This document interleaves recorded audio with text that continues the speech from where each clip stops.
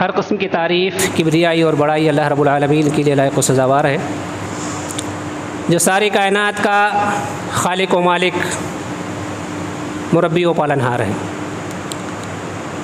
درود و سلام کے مستحق ہیں تمام انبیاء کرام، جنہیں اللہ رب العالمین نے اس کائنات میں انسانوں کے ہدایت کے لیے وقفے وقفے سے مبعوث فرمایا۔ بالخصوص آخری نبی جناب محمد رسول اللہ صلی اللہ علیہ وسلم پر بے شمار درود و سلام۔ اللہم صلی وسلم مبارک علیہ۔ محترم حاضرین، مختصر حمد و صلوات کے بعد میں نے قرآن مجید کی جن آیات کی تلاوت کی ہے اور ابن ماجہ کی جو روایت پیش کی ہے، اسی کی روشنی میں اس وبا کے تعلق سے جو پچھلے کئی مہینوں سے ہمیں درد دے رہا ہے، کچھ باتیں گوشے گزار کرنا مقصود ہے۔ حاضرین، زندگی مصیبت و پریشانی، خوشی اور غمی سے عبارت ہے۔ زندگی ہمیشہ یکساں نہیں ہوتی، اسی میں کبھی غم ہوتا ہے، کبھی خوشی ہوتی ہے، کبھی پریشانی ہوتی ہے، کبھی مسرت ہوتی ہے، اور اس طرح سے یہ زندگی چلتی رہتی ہے اور یوں ہی چلتی رہے گی، اور اپنے منتہا تک، وقت موعود تک، جب تک اللہ رب العالمین نے اسے باقی رکھا ہے وہاں تک پہنچ جائے گی۔ دراصل اس دنیا کے اندر اللہ رب العالمین نے ہمیں جب بھیجا تو اس سے پہلے ہی لوح محفوظ میں یہ درج کر دیا تھا، وَلَنَبْلُوَنَّكُمْ بِشَيْءٍ مِّنَ الْخَوْفِ وَالْجُوعِ وَنَقْصٍ مِّنَ الْأَمْوَالِ وَالْأَنفُسِ وَالثَّمَرَاتِ وَبَشِّرِ الصَّابِرِينَ۔ یہ کوئی 1400 سال پہلے کی بات نہیں ہے، یہ اللہ رب العالمین نے دنیا کو وجود میں لانے سے پہلے جب تقدیر لکھی تھی، اسی وقت یہ لکھ دیا تھا کہ اے انسانوں، ہم تمہیں آزمائیں گے، پرکھیں گے، جانچیں گے، مختلف زاویے سے، کوئی زاویہ فکس نہیں ہے، کبھی جان میں، کبھی مال میں، ہے نا، کبھی تجارت میں، کبھی کسی چیز میں، کبھی کسی چیز میں، مختلف انداز سے ہم تمہیں آزمائیں گے۔ اس آزمائش میں اگر تم کھرے اتر گئے اور یہ تم نے سمجھا کہ یہ میری طرف سے آزمائش ہے، واویلا نہیں مچائے، شور و غوغا نہیں کیے، شکایات نہیں کیے، صحیح راستے سے منحرف نہیں ہوئے، اپنے رب سے لو لگائے رہے، تو آزمائش میں پار ہو جاؤ گے، اور پار ہو جاؤ گے تو جو اس کے ثمرات ہیں، اس کے فوائد ہیں، برکات ہیں، وہ تمہیں ملیں گی۔ بعض دفعہ دنیا میں بہت لوگوں کو زندگی کا مزہ نہیں آتا ہے، اور مختلف طرح کی آزمائشوں میں، فتنوں میں، مصیبتوں میں، پریشانیوں میں گھرے رہتے ہیں، اور یوں ہی ان کی زندگی تمام ہو جاتی ہے۔ لیکن ہوتے ہیں وہ اللہ پر یقین کامل والے، مکمل یقین ہوتا ہے اللہ رب العالمین، مکمل بھروسہ اللہ رب العالمین کی ذات پر، لیکن زندگی میں بہت کم وہ آشائشوں سے گزر پاتے ہیں، بیشتر ان کی زندگیاں آزمائشوں میں گزر جاتی ہیں، لیکن اللہ رب العالمین کے پکے سچے بندے ہوتے ہیں۔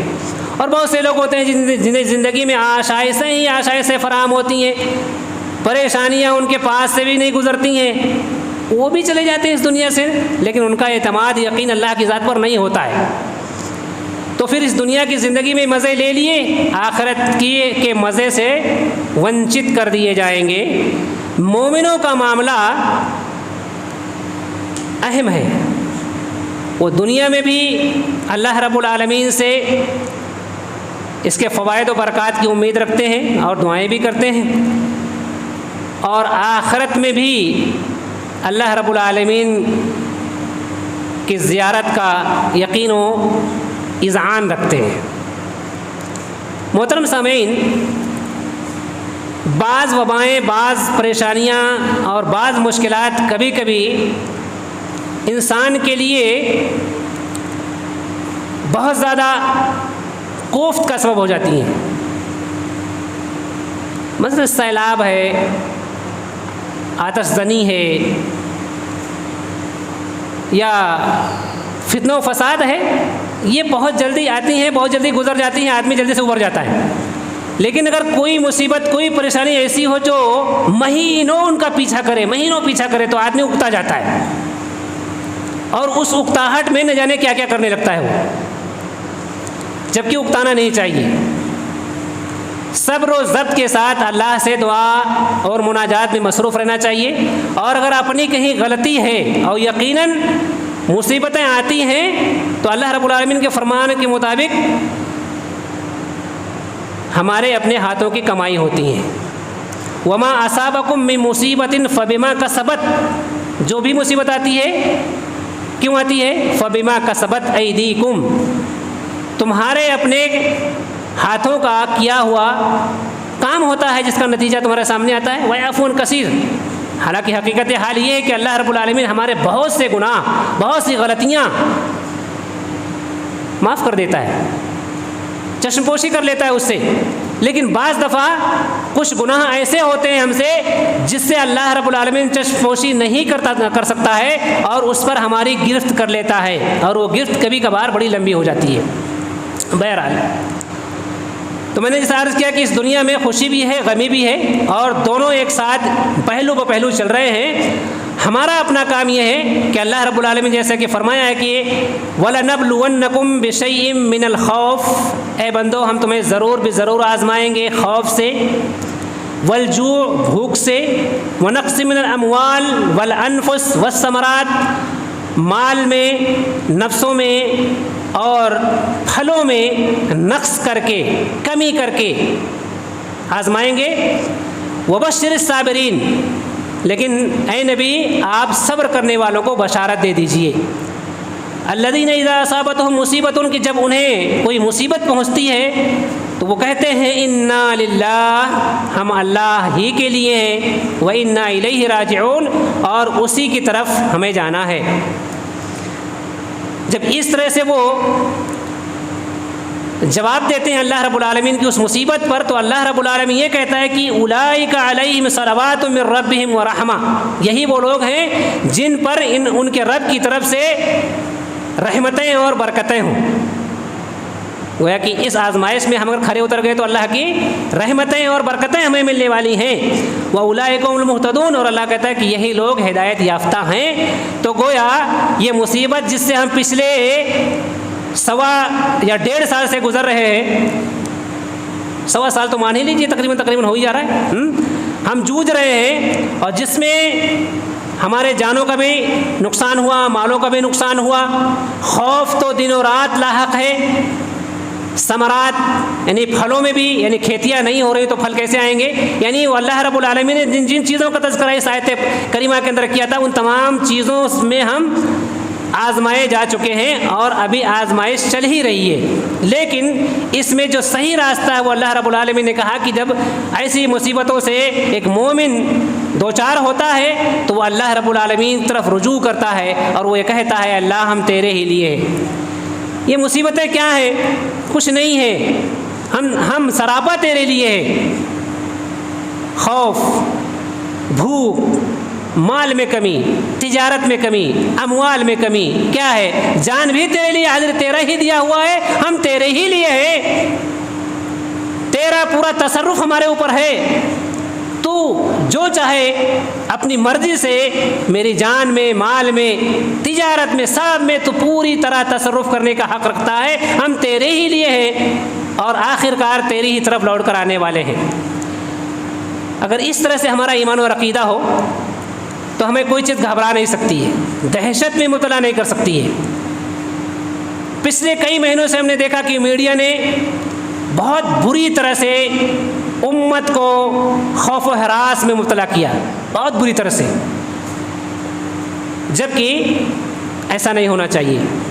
ٹھیک ہے، بیماری ہے، وبا چل رہی ہے اور کافی لوگ مر رہے ہیں، لیکن مرنے کا جو تناسب ہے یہ ایک وبا کی وجہ سے ہمارے سامنے زیادہ آ گیا ہے، ورنہ پورے سال کا اگر ریشو نکالا جائے اور پورے سال میں جو مرنے کی تعداد اور سنکھیا ہے اس کو اگر دیکھا جائے اور اس کو دیکھا جائے تو کوئی خاص فرق نہیں ہے، کوئی خاص فرق نہیں ہے. لیکن یہ وہ موتیں انتشار کے انداز میں اور یہ موتیں اجتماعی انداز میں، یعنی ایک ہی دن میں کئی موتیں ہو گئیں تو گھبراہٹ کے شکار ہو گئے، اور یہی موتیں جب مختلف انداز میں مختلف دنوں اور مہینوں میں ہوئیں، حال تعداد وہی ہے تو کوئی گھبراہٹ نہیں ہے نا.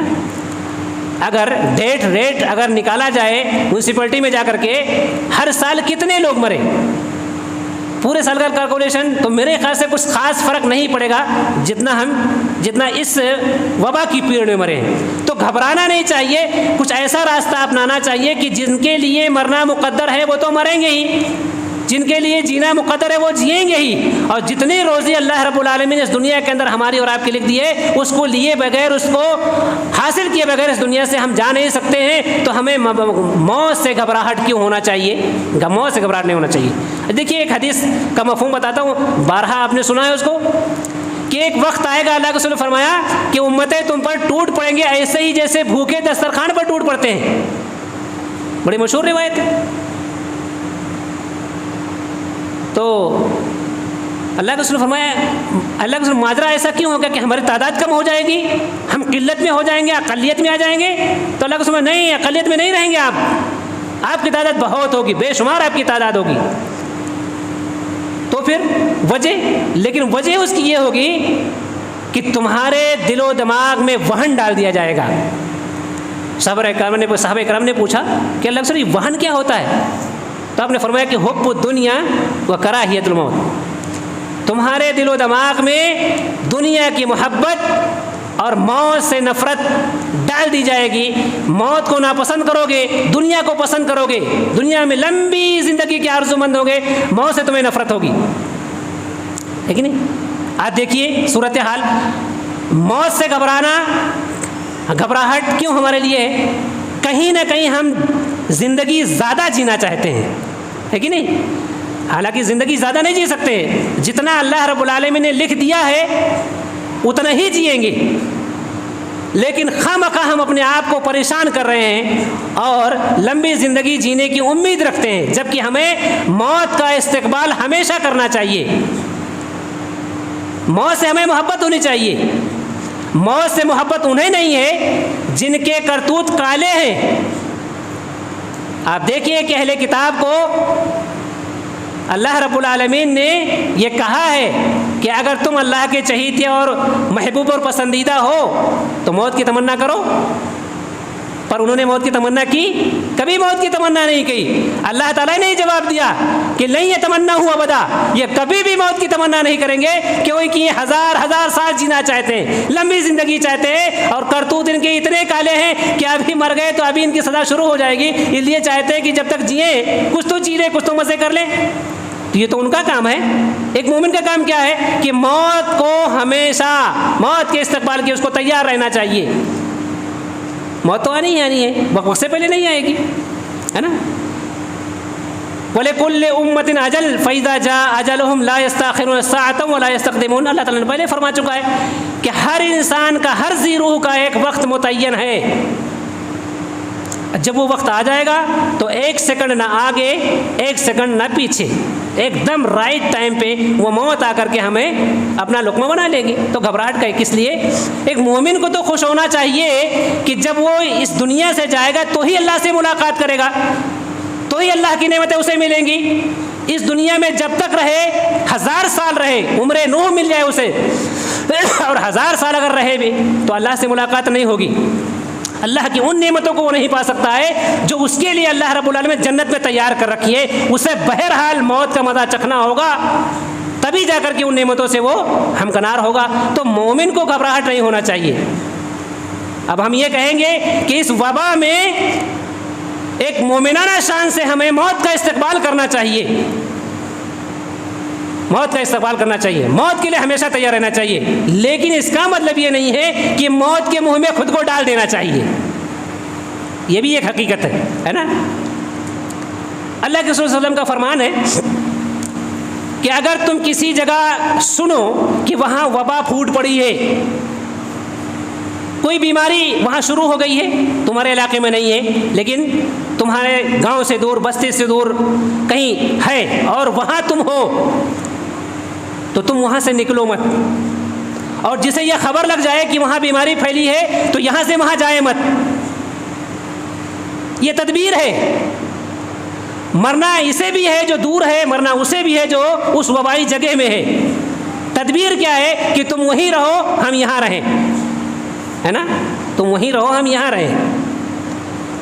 ایسا نہیں کہ بھائی پھیلی ہے وبا تو کیا ہوا، جائیں گے، جو لکھا وہ ہوگا، تو یہ تو بھائی اپنے آپ کو ہلاکت میں ڈالنے والی بات ہو گئی، اپنے آپ کو ہلاکت میں ڈالنے والی بات ہوگی، جبکہ اللہ تعالیٰ کیا کہتا ہے، لا تلقوا بأیدیکم الی التہلکہ، اے انسانوں اپنے آپ کو ہلاکت میں نہ ڈالو۔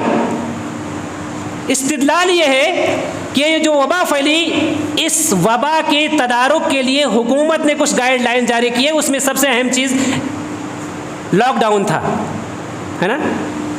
لاک ڈاؤن سے ہونا نہ ہونا وہ اللہ کو معلوم، اس سے کیا فائدہ ہوا، لیکن ایک تدبیر بہرحال اختیار کی گئی ہے۔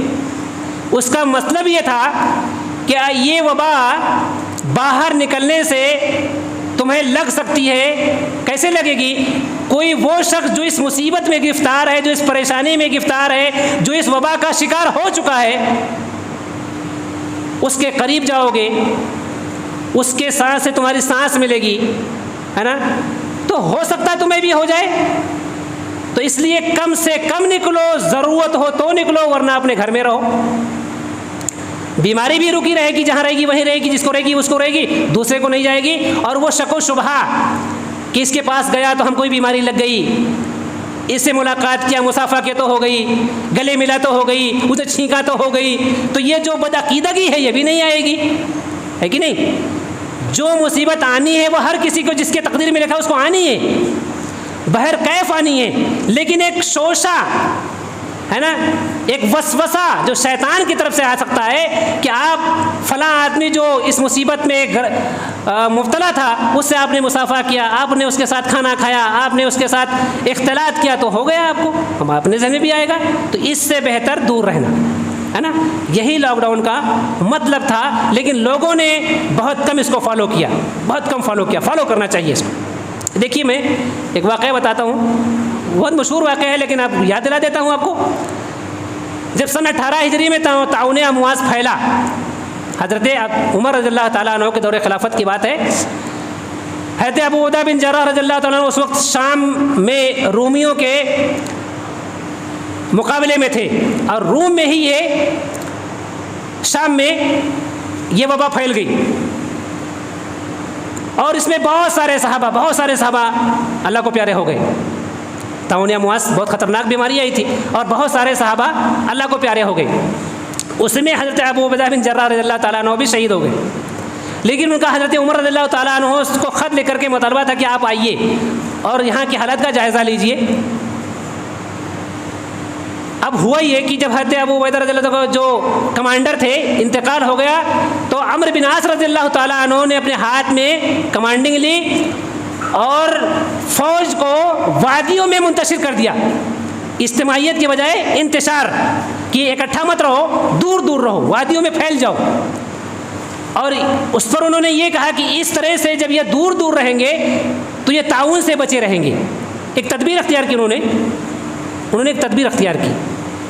وہاں بھی میں نے عرض کیا کہ مرنا جس کو مرنا ہے، جس کو مصیبت آنی ہے وہ آنی ہے، اللہ کی تقدیر میں پہلے لکھا جا چکا ہے وہ، لیکن ایک تدبیر اختیار کی حضرت عمرو بن عاص رضی اللہ تعالیٰ عنہ نے، اور انہوں نے اندیا ظاہر کیا کہ اس وبا سے محفوظ رہیں گے لوگ، اور حضرت عمر رضی اللہ تعالیٰ عنہ نے حضرت عمرو بن عاص رضی اللہ تعالیٰ عنہ کی اس تدبیر کو سراہا، پسند کیا۔ دیکھیے بات کہاں کی ہے؟ صحابہ کرام کی ہے۔ دور کون سا ہے؟ صحابہ کرام کا ہے۔ پریشانی وبائی پریشانی ہے، ٹھیک ہے، اور وہاں بھی ایک طرح سے سوشل ڈسٹینسنگ کا معاملہ اختیار کیا صحابہ کرام نے، اس کا انہیں بینیفٹ ملا، ٹھیک ہے۔ تو اس طرح کے وبائی امراض میں اگر ڈاکٹرز، اسپیشلسٹ ڈاکٹر اور محکمہ صحت اگر اس بات کا اعلان کرے اور خواہش ظاہر کرے کہ بھائی دور دور رہو تو دور دور رہنا چاہیے، کیونکہ اس کا ثبوت ہمیں اسلاف سے ملتا ہے. ٹھیک ہے. ایک اور دلیل، حضرت عقبہ بن عامر رضی اللہ تعالیٰ عنہ کہتے ہیں کہ میں نے اللہ کے رسول صلی اللہ علیہ وسلم سے پوچھا کہ نجات کی وجہ بتائیے، سبب بتائیے کہ ہمیں نجات کس وجہ سے مل سکتی ہے، آخرت میں اللہ رب العالمین کی خوشنودی کس طرح سے حاصل ہو سکتی ہے. تو اللہ کے رسول صلی اللہ علیہ وسلم نے 3 باتیں انہیں بتائی. املک علیک لسانک، پہلی بات یہ کہ اپنی زبان کو قابو میں رکھو. کہاں رکھو؟ اپنی زبان کو قابو میں رکھو. ولیسعک بیتک، اور اپنے گھر میں رہو. دوسری بات کیا بتائی؟ ولیسعک بیتک، اور آپ اپنے گھر میں رہو. زیادہ تر اوقات کہاں گزارو؟ اپنے گھر میں، غیر ضروری گھر سے باہر نہ نکلو. تیسری بات وابکی علی خطیئتک، اور اپنے گناہوں سے معافی مانگو. اس میں دوسری بات کیا ہے؟ ولیسعک بیتک، اپنے گھر میں رہو. یہ تو عام حالات کی بات ہے، نجات کی بات ہے. جب مصیبت آ جائے، کوئی پریشانی آ جائے، کوئی وبائی پریشانی مصیبت آ جائے، بیماری آ جائے، تو اس وقت یہ دلیل بن رہی ہے ہمارے لیے کہ ہمیں خصوصی طور پر اپنے گھروں میں ہی زیادہ رہنا چاہیے، بلا ضرورت گھر سے باہر نہیں جانا چاہیے. یہ دلیل بھی ہمارے لیے مل رہی ہے حدیث پاک سے کہ اس مہاماری میں، اس وبائی پریشانی میں ہمیں زیادہ تر بلا کسی ضرورت کے کوئی لین دین نہیں ہے. چوراہوں پر، چوکوں میں، بازاروں میں، دکانوں پہ، پان کی ٹپری پر، یہاں وہاں ہمیں بلا ضرورت نہیں جانا چاہیے، نہیں کھڑے رہنا چاہیے، نہیں شیئرنگ کرنا چاہیے. اجتماعیت کا ثبوت نہیں، وہاں اجتماع کرنا ہی نہیں چاہیے. اس اجتماع کا ایک نقصان میں آپ کو بتاتا ہوں، وہ بھی 833 ہجری کا واقعہ ہے. حافظ ابن حجر عسقلانی نے لکھا ہے بذل المعون کتاب ہے، اس میں کہ اس 833 ہجری میں ایک وبائی بیماری پھیلی جس کے مرنے کا ریشو یہ تھا کہ 25 ہزار لوگ یومیہ مر رہے تھے، یومیہ. تو لوگوں نے یہ مشورہ کیا کہ ہم گاؤں سے باہر نکل کر اجتماعی طور پر دعا کریں گے، اللہ سے مناجات کریں گے، روئیں گے، گڑ گڑائیں گے، معافی مانگیں گے گناہوں کی. کیا؟ باہر گئے، کئی دنوں تک اللہ رب العالمین سے روئے، گڑگڑائے، معافی مانگے. واپس جب شہر میں آئے تو شہر کی کیفیت، شہر میں موت کی کیفیت جو شہر سے باہر نکلنے کی تھی اس سے کئی گنا زیادہ بڑھ گئی، اور ہزاروں لوگ مرنے لگے، ہزاروں لوگ روز کے اعتبار سے مرنے لگے. نقصان کس کا؟ اگر اس نسخے پر عمل کرتے جو حضرت عمرو بن عاص نے اپنایا تھا، اپنی ہی فوج کو منتشر کر دیا اور یہ امید کی اس تدبیر سے کہ اللہ تعالیٰ اس وبا کو روک لے گا، لوگ اس میں کم پھنسیں گے، کم آئیں گے اس کی زد میں. اور ادھر کا ایک واقعہ 833 ہجری کا کہ جس میں لوگ کم مر رہے تھے، اجتماعیت کی بنیاد پر بیماری پھیل گئی. دیکھو اللہ ہی کی طرف سب ہوتا ہے، جمع ہونا نہ ہونا یہ سب یہ ایک عذر ہے، ہوتا سب اللہ کی طرف سے، لیکن یہ تدبیر تو بہرحال تدبیر الٹی پڑ گئی. تو اس طرح سے ہمیں جو تدبیر ہمارے اسلاف نے اختیار کی ہے وہ تدبیر اختیار کرنا چاہیے، اور ہمیں کلی طور پر، مکمل طور پر اللہ پر یہ اعتماد اور یقین رکھنا چاہیے کہ لن یصیبنا الا ما کتب اللہ لنا. اللہ رب العالمین نے ہماری تقدیر میں جو لکھ دیا ہے وہی ہوگا، لیکن اس کے ساتھ ساتھ تدبیر اور اسباب کا استعمال ضرور کرنا چاہیے. اس کی بھی دلیل یہ ہے کہ کچھ صحابہ کرام نبی پاک صلی اللہ علیہ وسلم کے پاس آئے جو اونٹوں پر سوار ہو کر کے آئے تھے. انہوں نے کہا کہ اللہ کے رسول صلی اللہ علیہ وسلم کیا ہم اونٹوں کو باندھ دیں اور اللہ پر بھروسہ کریں، یا اونٹوں کو چھوڑ دیں اور اللہ پر بھروسہ کریں؟ تو اللہ کے رسول نے کہا کہ پہلے اونٹوں کو باندھ دو پھر اللہ پر بھروسہ کرو. اس کا مطلب کیا ہوا کہ اونٹ چھوڑ دو گے بھاگ جائیں گے، اللہ چاہے گا تو نہیں بھاگیں گے، اور باندھ دو گے تو تمہیں یقین ہے کہ وہ اونٹ بندھا ہوا ہے، جب کوئی کھولے گا تو ہی بھاگے گا وہ، ورنہ وہ بندھا رہے گا. تدبیر تو تقدیر میں اگر مصیبت ہے، پریشانی ہے تو آ کر رہے گی، چاہے کچھ بھی کر لو، اور نہیں ہے تو نہیں پریشانی آئے گی، چاہے دنیا ایک طرف ہو جائے اور آپ ایک طرف ہو جائے. دلیل اس کی یہ ہے کہ حضرت ابن عباس رضی اللہ تعالی عنہما سے روایت ہے، وہ کہتے ہیں کہ اللہ کے رسول صلی اللہ علیہ وسلم نے فرمایا وَاعْلَمْ أَنَّ الْأُمَّةَ لَوْ اجْتَمَعَتْ عَلَىٰ أَن يَضُرُّوكَ بِشَيْءٍ لَمْ يَضُرُّوكَ إِلَّا بِشَيْءٍ قَدْ كَتَبَ اللَّهُ لَكَ قَدْ كَتَبَهُ اللَّهُ عَلَيْكَ۔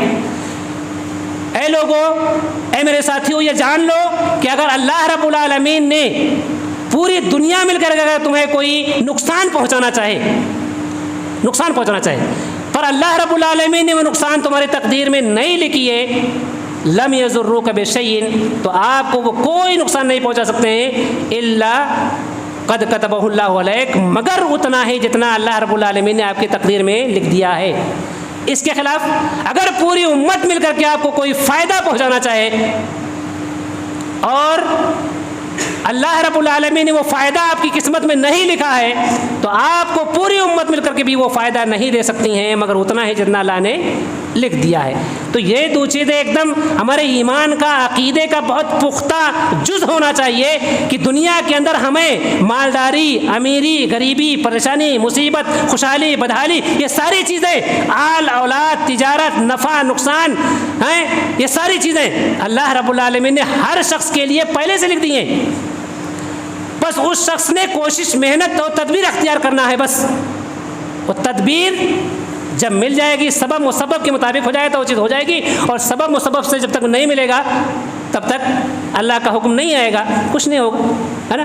تو یہ ساری چیزیں ہیں جنہیں ہمیں احتیاط، تقدیر پر بھی ایمان رکھنا چاہیے اور تقدیر کے ساتھ تدبیر کا بھی استعمال کرنا چاہیے، اور موت سے تو بالکل ہی گھبرانا نہیں چاہیے۔ اب آئیے دیکھیں تھوڑا، اس وائرس نے کچھ چیزیں ہمیں دی ہیں جس کا اسلام پہلے سے ہی ہم سے مطالبہ کر رہا ہوتا ہے۔ کیا مطالبہ کر رہا ہے؟ کہ ہم پاک صاف رہیں، الطہور شطر الایمان، ہے نا۔ پہلے سے ہی شریعت ہم سے مطالبہ کر رہا ہے کہ ہم پاک صاف رہیں۔ نماز 5 وقتہ پڑھنے والا الحمدللہ 5 وقت اپنے ہاتھ پاؤں وضو کے نام سے دھوتا ہے۔ اس وائرس والے دور میں حکومت نے بڑے زور و شور سے اس کا پروپیگنڈا کیا کہ آپ اپنے ہاتھ 20 سیکنڈ تک دھوئیں، کسی بھی صابن سے دھوئیں، ہے نا۔ دھونے کی بات آئی، اس دھونے کا تذکرہ اللہ تعالیٰ، اللہ کے رسول نے، اس شریعت نے ہمیں بہت پہلے بتا دیا تھا۔ اس وائرس نے ہمیں جگا دیا کہ ہم اپنے آپ کو پاک و صاف رکھیں۔ بعض دفعہ ایسا ہوتا ہے کہ کچھ چیزیں بظاہر ہمیں ناپسند ہوتی ہیں لیکن وہ ہمارے لیے فائدہ مند ہوتی ہیں۔ تو ایک چیز تو ہمیں یہ ملا اس سے کہ ہمیں پاکی صفائی کا اہتمام کرنے کا درس دے رہا ہے، یہ وبا ہمیں بیماری سے بچنے کی ایک تدبیر بتا رہا ہے کہ ہم پاک و صاف رہیں۔ دوسرا، شریعت نے اختلاط سے پہلے سے روک دیا ہے۔ اختلاط مطلب مرد عورت، لڑکے لڑکیاں، جوان بوڑھے بچے سب ایک ساتھ کچر مچر کرتے رہیں، بازار میں، شادی میں، اس میں اس میں، ہے نا۔ شریعت نے پہلے سے روک دیا ہے کہ بھائی اختلاط نہیں ہونا چاہیے۔ آج ہم نے اس کو سوشل ڈسٹینسنگ کے نام پہ کر لیا، دور دور رہو بھائی، دور دور رہو، دور دور رہو بھائی، دور دور رہو، گھروں میں رہو، ٹھیک ہے۔ یہ پہلے سے کہا تھا، اس کا نقصان اس وقت بھی تھا، آج بھی ہے، اور جب اختلاط کا شکار یہ امت ہوگی تب تک اس کا نقصان ہوگا۔ تو ہمیں سوشل ڈسٹینسنگ سے بتایا گیا کہ بھائی مرد بھی دور رہو، مرد عورتیں بھی دور رہو، بچے اور بوڑھے سب ایک دوسرے سے ایک مناسب فاصلے پر رہو، دور رہو۔ یہ شریعت نے پہلے سے بتا دیا تھا کہ ہر ایک کا ایک مقام ہے، اپنے اپنے مقام پہ رہو، کوئی کسی کو نقصان نہیں ہوگا۔ اور آج حکومت نے ہمیں اس بات یہ استعمال کرنے پر مجبور کیا کہ اس طرح سے رہو، ہے نا۔ اسی طرح سے اس وبا نے ہمیں اس بات پر متوجہ کیا کہ ہم سے کوئی غلطی ہوئی ہے تو زیادہ سے زیادہ ہم اللہ کی طرف رجوع کریں، صدقہ و خیرات کریں، ایک دوسرے کا تعاون کریں، مدد کریں۔ لاک ڈاؤن میں دیکھ لو کہ الحمدللہ صاحب خیر حضرات نے اپنے خزانوں کے منہ کھول دیے ہیں، گھر گھر کھانے پینے کا ایک کٹ، پیسے، کپڑے یا دیگر چیزیں جو پہنچانا تھا ان کو پہنچایا اس مہاماری کے دور میں۔ تو یہ خرچ کرنے کا سلسلہ، انفاق کا تعلق، اس کا سلسلہ کہاں سے؟ بہت پہلے سے شریعت میں ہے، لیکن اس سوشل اس مہاماری نے ہمیں یہ بھی بتا دیا کہ اللہ کی راہ میں خرچ کرنے سے کم نہیں ہوتا ہے، مال مال کم نہیں ہوتا ہے، مال اور بڑھتا ہے اور پھلتا ہے اور پھولتا ہے، اور ہمدردی اور خمکاری اور مواسات کا جذبہ پیدا ہوتا ہے۔ اس بیماری نے ہمیں بتا دیا۔ اس طرح سے بہت سارے اسباق ہیں اس بیماری میں۔ اللہ تعالیٰ نے بھی فرمایا تھا کہ بہت سی ایسی چیزیں ہوتی ہیں جو بظاہر تمہیں ناپسند ہوتی ہیں لیکن اس کے اندر فائدہ ہوتا ہے، اس میں خیر ہوتا ہے، اور بہت سی چیزیں ایسی بھی ہوتی ہیں جو تمہیں بظاہر پسند ہوتی ہے لیکن اس کے اندر شر ہوتا ہے نا۔ تو اس آیت کی روشنی میں اگر ہم پرکھنا چاہیں تو اس سے ہمیں فائدہ ہی ہوا ہے اگر ہم اس پر مستقل طور پر قائم و دائم رہے تو۔ وقت ہو چکا ہے، بلکہ زیادہ ہو گیا۔ اللہ سے میں دعا کروں گا کہ اللہ رب العالمین ہمیں اس وبا سے نجات دے، اور ہمارے بھائی جو اس دنیا سے اندر اس وبا میں جا چکے ہیں اللہ رب العالمین کے درجات کو بلند فرمائے، اور جو بیمار ہیں انہیں شفائے کلیہ عطا فرمائے، اور جو پریشان حال ہیں اللہ تعالیٰ ان کی پریشانی سے انہیں نجات عطا فرمائے، اور خاص طور سے فلسطین کی جو حالت ہے اللہ رب العالمین وہاں فلسطینیوں کی اللہ تعالیٰ مدد فرمائے، وہاں امن و امان کا دورہ فرمائے۔ اس سے ایک اور پریشانی آئی ہے لکشدیپ، جو ہمارے سے لگا ہوا ایک چھوٹا سا ایک جزیرہ ہے، وہاں پر بھی کچھ بداندیش لوگ وہاں پر بھی جا کر کے جو اکثریت میں مسلمان ہیں ان کی پریشانی کا سبب بن رہے ہیں۔ اللہ رب العالمین ان کے لیے بھی نجات کا ذریعہ بنائے، اور ان کے لیے وہ تعاون اور وہ مدد اللہ تعالیٰ انہیں فرمائے جس سے وہ حاسدوں کی حسد سے، ان کے شریروں کے شر سے اللہ تعالیٰ انہیں محفوظ فرمائے، اور ہمیں جب تک دنیا میں زندہ رکھے ایمان پر زندہ رکھے، اور ہمارا خاتمہ ایمان پر ہو۔ اقول قولی ھذا استغفر اللہ لی ولکم ولسائر المسلمین من کل ذنب فاستغفروہ انہ هو الغفور الرحیم۔